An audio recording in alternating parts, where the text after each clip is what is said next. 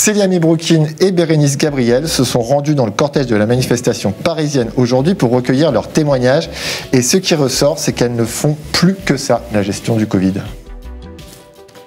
Aujourd'hui, on travaille, je dirais, 24 heures sur 24. Non pas pour les enfants, mais pour respecter un protocole. Du matin au soir, on passe notre temps à expliquer aux parents un protocole qu'ils ne comprennent pas, à récupérer des documents qui ne servent à rien.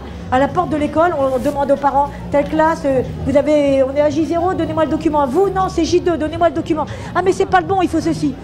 C'est l'horreur. On passe beaucoup de temps au téléphone, et puis dès qu'on reçoit un appel d'un parent qui nous dit « mon enfant est cas positif », il faut recenser avec qui il a été en contact. Il s'agit de savoir qui était présent, qui n'était pas là et qui on doit prévenir et à qui on doit fournir des attestations. Donc on passe nos journées à faire de l'aiguillage. Ça occupe tout mon temps de travail, mais même au-delà. Il n'y a plus d'horaire de travail, il n'y a plus de week-end, il n'y a plus rien. Voilà, quand une information tombe un samedi, on prévient immédiatement les familles. Tout ça devient extrêmement usant, surtout qu'on n'en tire aucune satisfaction. Selon elle, le nouveau protocole sanitaire empêche la continuité pédagogique.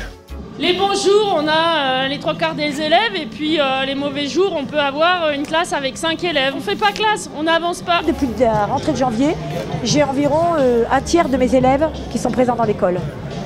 Comment on peut enseigner comme ça? Sur la journée de vendredi dernier, moi j'ai 135 élèves inscrits dans mon école. Il y avait 41 présents. Moi j'appelle pas ça de l'école. On est sur une apparence d'école ouverte. Voilà. La porte de l'école est ouverte, mais par contre l'école ne fonctionne pas. Tous mes élèves les plus fragiles, tous ceux qui ont le besoin le plus d'école, je suis en train de les perdre. Et tous ceux qui n'ont que l'école pour entrer dans un certain nombre d'apprentissages, de découvertes, que ce soit culturelles, sportives, etc., tout ça leur devient interdit. On ne fait qu'accroître les inégalités scolaires. Pour ces directrices, la solution est pourtant simple.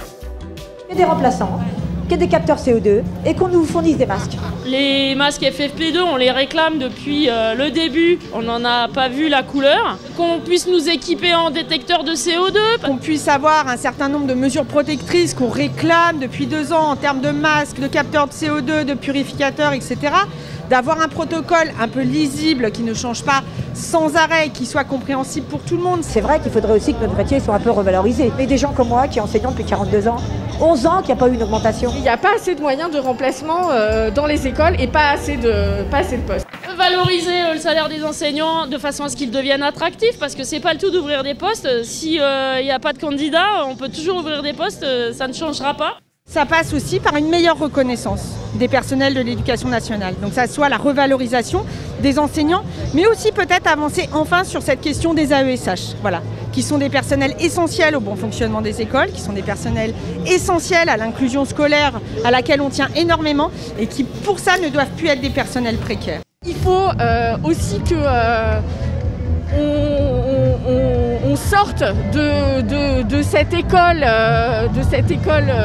réactionnaire que nous propose le ministre actuellement et qu'on soit dans une école émancipatrice, démocratique pour que les élèves puissent avoir les moyens, quelle que soit leur classe sociale, de progresser, de réussir.